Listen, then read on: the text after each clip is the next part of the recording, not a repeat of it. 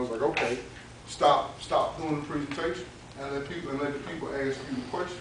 So I asked them 2 questions, and then we went from there. First question: how many people in this room are actually prepared for a hurricane or any other natural or man-made disaster? That means fire. That means 110-degree heat, and you don't have no air conditioner, or the air conditioner go off, or electricity go off, since we all like these new meters with Centerpoint, Reliant, or whoever they are. I said, I know we loving those. If the electricity go off, how we gonna make it? I mean, are you prepared for any natural or man-made disaster? Somebody decided they want to blow something up and it's down the street from your house. How many of us prepared for any natural or man-made disaster that may take place? Let me see your hand. 1, 2. 2 people. So that means out of the rest of the people in this room, now that they know that you got your stuff, they're going to be coming to your house. No, let's be for real. Because when something happens, our mind is going to go back to the people that we know could possibly have something that will sustain our lives. And those are the people that we're going to seek out. That's first question. Only got 2 people. So, what is our actual plan? That's the next one. What is your plan? What are you going to do when something takes place? Now let me make it plain for you. The National Weather Oceanic Atmospheric Administration says this year we're going to have 17 named storms. 17 named storms. 17. Let me put that in here one more time. 17. Out of the 17, approximately 8 to 10 are going to become hurricanes. There's 8 to 10 hurricanes we know we're going to get this season. Out of the 8 to 10, they're predicting at least 2 to come into the Gulf. That means right into where Hurricane Ike, Hurricane Katrina, Hurricane Rita hit right in that area, Hurricane Gustav, right in those areas. But we all sitting here now, and they've been saying this for 3 months now, and we still have not made, like my grandmother said, we ain't had a lick at a stick about trying to get prepared for anything that's supposed to come. We hadn't done anything. However, when we find there's a week away, first thing we're going to do is rush to the store, and what's the first thing we're going to buy, y'all? Some water. I'm going to buy some water, I'm going to buy some batteries. And there's everybody else's idea in the room as well. They rushing to buy water and batteries, and hopefully might get some ice in the 7-day cooler and try to get prepared, because we know we didn't like it when Ike hit, when it was hot and all this other stuff. However, there is a different way to do the whole thing. How many of us know about what's called pods? The points of distribution. Okay. The county, the city, the state, and federal, they're all making plans about what's going to take place in your community. And you're not being included in any of it. Forget the fact that I'm official tonight. I'm just going to talk to you for real. Forget the fact that you're not included in any of those meetings.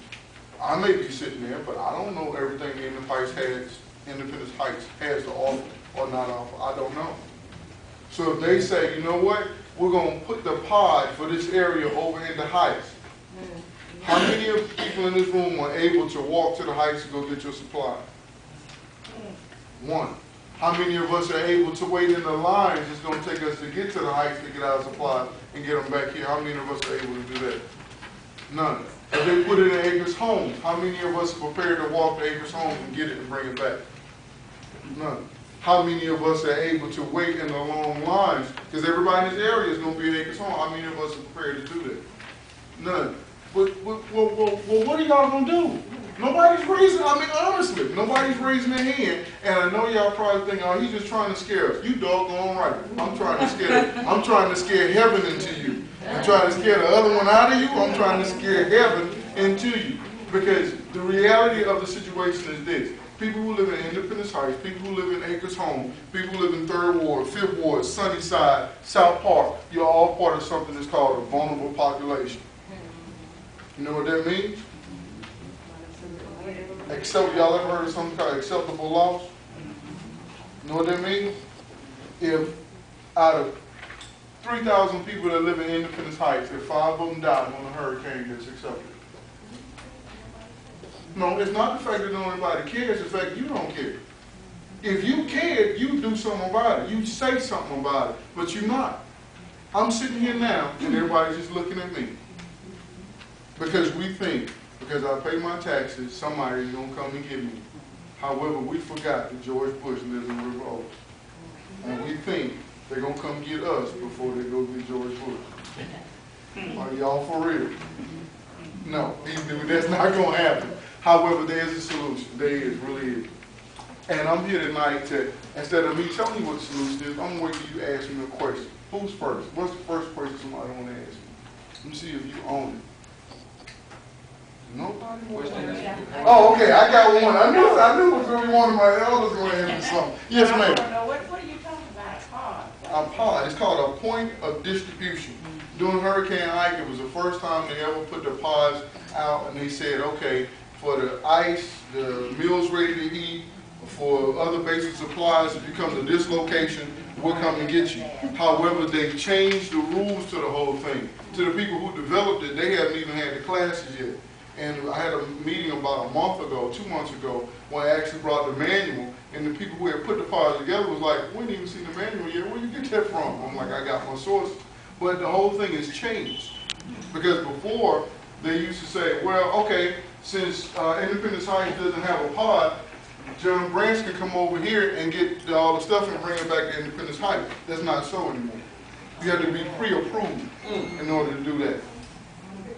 And this is why I'm saying we have to be on the know to know how we're going to respond, or else we're going to lose somebody in our community. That's just the reality behind it. This is when I hold stuff like this, y'all come out, come ask Cameron questions like right now. This is why I started telling you all those things. And then after that, you do what's called a follow-up. The first thing I say is, what's the plan for Independence Heights? You have to be able to look at what could potentially happen in your area and then develop a plan. Does it flood in Independence Heights? Yes. No. Yes, it It does. does? Okay. All right. How many flat bottom boats do we have in Independence Heights that we can use?